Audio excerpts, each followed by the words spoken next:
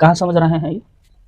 हमेशा की क्लास में करिए आदत बा, जब हम बोर्ड पर बताएं तो बोर्ड पर देख ना सकेला, बोर्ड के अलावा ये सब जगह देखिए लेकिन बोर्ड पर ना देखिए। 2 के जगह 2 और n के जगह 2 बराबर कितना आया 4, माने 2 के स्क्वायर और 3 के स्क्वायर के बीच में 4 गो प्राकृतिक संख्या है। पेज संख्या 60 में प्रयास कीजिए में कहता है, यहाँ देखो, यहाँ ई वाला में पेज संख्या 60 हाँ काथी कहता है कि 9 का स्क्वायर और 10 का स्क्वायर, 9 स्क्वायर और 10 स्क्वायर के बीच कितनी प्राकृतिक संख्याएं हैं? 9 स्क्वायर और 10 स्क्वायर के बीच कितनी प्राकृतिक संख्याएं हैं? आइए इसको देखते हैं और समझने का प्रयास करते हैं। आपसे बोला है कि 9 स्क्वायर और 10 स्क्वायर के बीच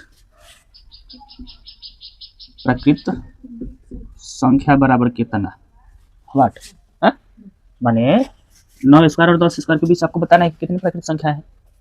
इसको निकालने के लिए अब आप जान जाइए कि एक तरीका है कि 9 का स्क्वायर हम करें तो 81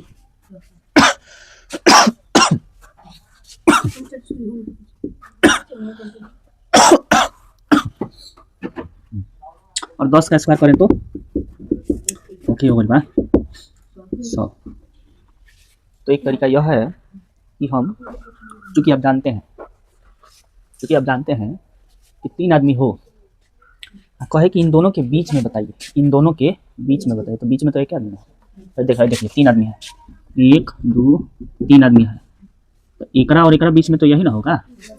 जब भी बीच की बात करता है तो फर्स्ट वाला को और लास्ट वाला को बढ़िया छोड़ देते हैं। तो इसलिए 81 के बाद 82 से लेकर 100 से पहले 99 तक की संख्या को हम लिख देंगे और गिन लेंगे कितना हो रहा है इसके बीच संख्या। और दूसरा तरीका है जिससे हम हल करेंगे और निकालेंगे और पता करेंगे कि वास्तव में इसके बीच कितनी संख्याएं हैं। तो इसके लिए हम क्या करते हैं कि बड़ी संख्या इसमें कौन सा है, 10 का स्क्वायर है ना, ठीक है 10 का स्क्वायर, और में से हम घटाते हैं छोटी संख्या माने 9 का स्क्वायर। अच्छा एक और बात जान लीजिए, ये जो भी चल रहा है ये किस पर लागू होता है, तो जब संख्याएं क्रमागत दी गई हो, संख्याएं क्रमागत दी गई हो, क्रमागत का मतलब है कि 9 10 2 3 4 5 ऐसे दिया गया हो, समझ रहे हैं।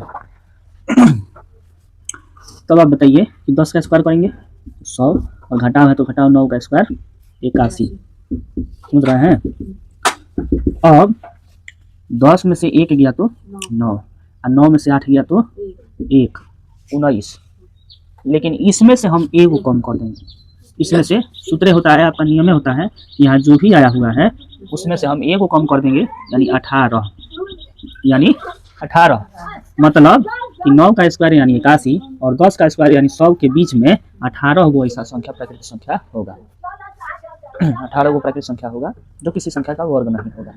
अगर आप लिख करके गिनना चाहें तो लिख सकते हैं 83 84 84 85 86 87 88 89 90 91 92 93 94 95 96 97 98 और 99।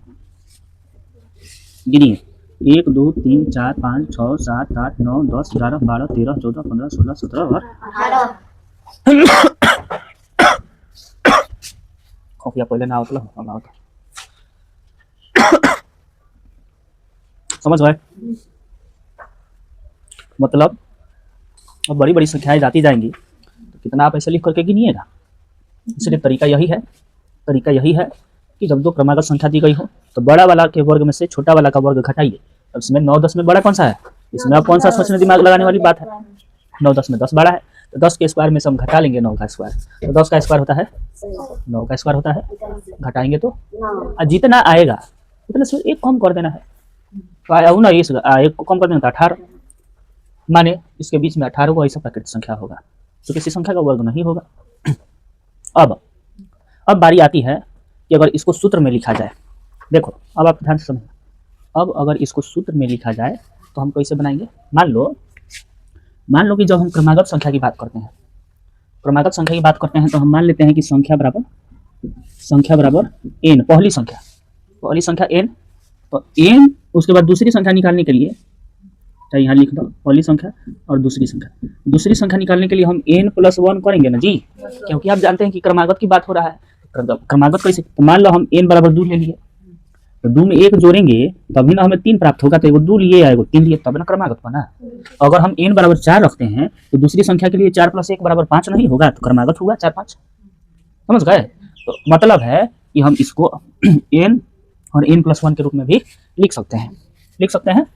अच्छा अब आप जानिए, अब कहता है कि इसके बीच संख्या को निकालने के लिए हम क्या करते हैं, तो n+1 का स्क्वायर में से n+1 कौन था, बड़ा वाला, अरे 9 और 10 में n बराबर 9 है, तो n में 1 जोड़ेंगे तब ना 10 प्राप्त होगा। तो पहले हम 10 वाला का स्क्वायर में से ना घटा रहे हैं, तो इसलिए n+1 का स्क्वायर और घटाव n, यहाँ कुछ भी हो सकता है। अगर मान के चलो कि n बराबर हम 2 रखे हैं तो n+1 बराबर 3 होगा, और बड़के में से ना छोटका घटाएंगे। तो मान लें अगर n बराबर हम 2 रखे हैं तो n+1 बराबर 3 होगा, तो 3 का स्क्वायर घटाओ 2, इसे चलेगा। लेकिन अब सूत्र हम आपको बताने जा रहे हैं कि इसका हम कैसे करते हैं। अच्छा, इसका भी स्क्वायर होता है, होता है। अच्छा और उसके बाद आपका फिर यहाँ आपकी किताब में दिया है, आइए इसको करते हैं, हम दिखाते हैं आपको कि कैसे होगा, क्योंकि ये बड़ी डिस्टर्बेंस करता है।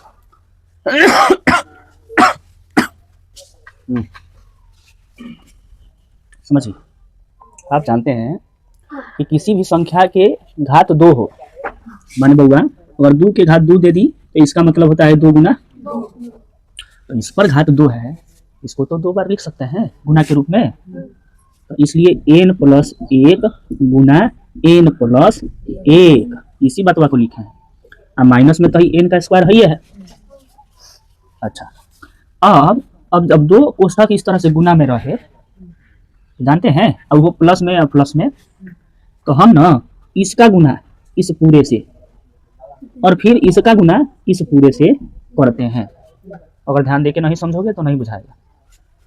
तो जब n का गुना हम n से करेंगे तो n स्क्वायर बनेगा, n गुने n बराबर n स्क्वायर, और फिर इसी n का गुना हम 1 से करेंगे, तो 5 एकम 5 कहते हैं ना, तो उसी तरह 1 एकम 1 कहें, n एकम चूंकि n का गुना कर रहे हैं तो n एकम n प्लस n, समझ गए, n से किए।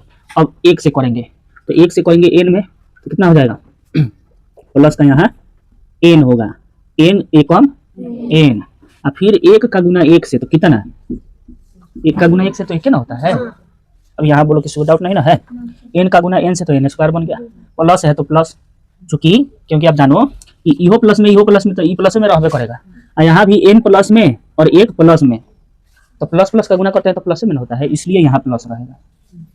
तो n का गुना 1 से तो n हो गया, यहाँ प्लस क्यों रहेगा, क्योंकि प्लस 1 से प्लस n में गुना कर रहे हैं, इसलिए यहाँ भी प्लस रहेगा, और n का गुना 1 से तो n रहेगा, और 1 का गुना 1 से तो 1 रहेगा। यहाँ आया समझ में? इसको हम जो करते हैं नहीं लिख सकते हैं। अच्छा अब आप देखिए, जब कोई एक जाति का दिखाई देता है तो उसको हम जोड़ देते हैं। कहाँ समझ रहे हैं?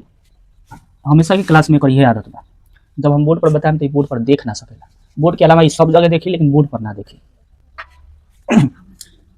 n स्क्वायर जो हम कहते हैं प्लस है तो प्लस, आप देख रहे हैं कि n एक जाति का है, तो एगो n बराबर 2 गो, हाँ 2 गो n, तो यहाँ 2n प्लस 1 का 1 और माइनस n स्क्वायर जो का n।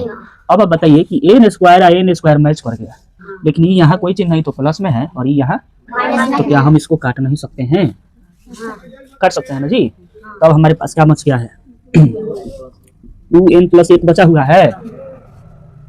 माने यही बतवा, सेम काम यही किए, लेकिन यहाँ हम व्यापक रूप में किए, सूत्र में किए।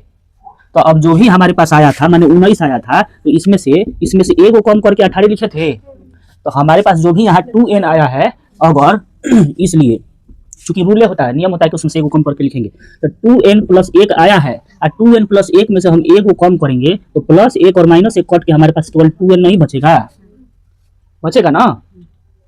तो ये अब सूत्र मिल गया हमें, ये अब सूत्र मिल गया कि अगर कोई संख्या n है और कोमा n + 1 है, तो इसके बीच अगर हमें संख्याओं को निकालना है, प्राकृत संख्याओं को निकालना है, तो हम डायरेक्ट यहाँ लिख सकते हैं 2n, डायरेक्ट। देखो कितना आसान हो गया।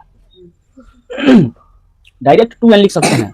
अब आप n के जगह कुछ भी रखिएगा तो सरलता से आप बता पाइएगा कि उसके बीच में कितना प्राकृतिक संख्या है, तो फिर कितना ऐसा संख्या है जो किसी संख्या का वर्ग नहीं है।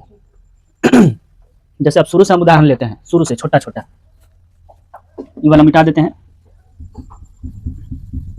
और सूत्र आप देखिएगा, ये अंत में हमारा 2n आया।